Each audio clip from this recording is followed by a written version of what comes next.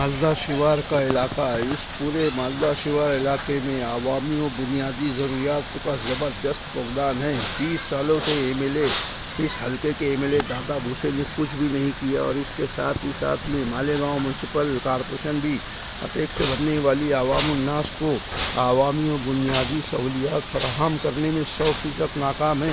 Tax بھرنے والی عوام کو کارپوریشن کب راحت پہنچائے گی؟